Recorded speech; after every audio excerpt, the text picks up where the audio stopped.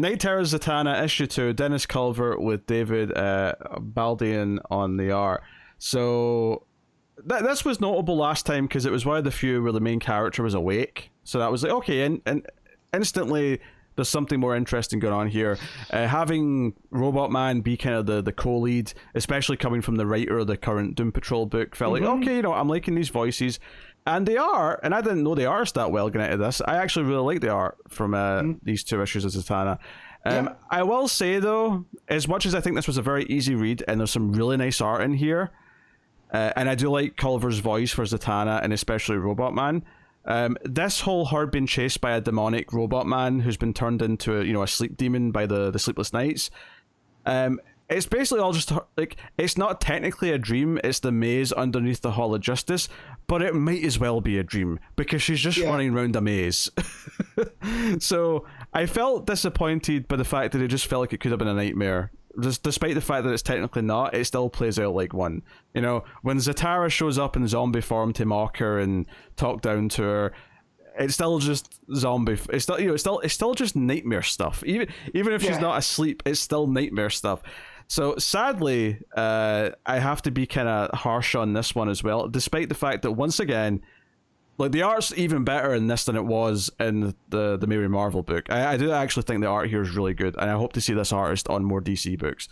So that's really cool stuff.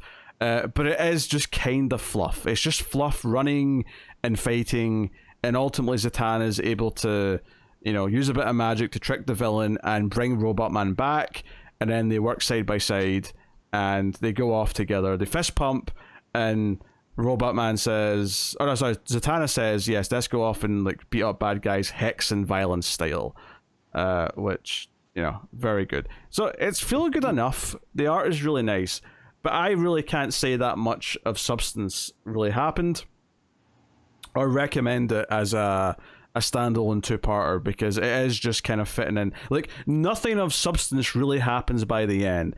And you could say, well, Zatanna is like been told by her like, evil version of her dad that she's not worth it and she's a failure, blah blah. And I'm like, yeah, but all these Night Terrors tie-ins are doing the exact same thing, where their backstory parental figure or whoever it is telling them they're not worth anything. Like, it's all the same shit. Nothing new is said, god damn it.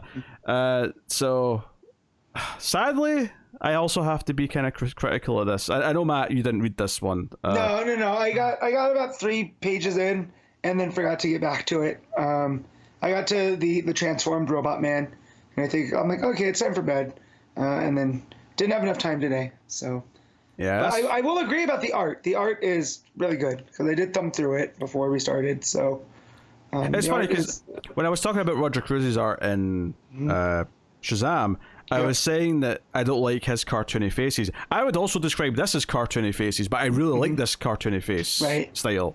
So it's hard to different. It's hard to describe why. Like, there's a certain point with art where you're just kind of saying, I like this and I don't like this, and there's not really much beyond just a personal taste thing. But it works for me here much more. Honestly, this is a really short review because I really have very little to say about the bulk of what's going on in it. So I'll just give it a. I can't go up to the 7. I have to go 6.5 because unfortunately, there's still just feel like tie-ins that don't really feel like they're important or really do much enough to recommend to anyone. So yeah, 6.5 is a bit highest I can possibly go for this as well. Which is a shame, but it is what it is.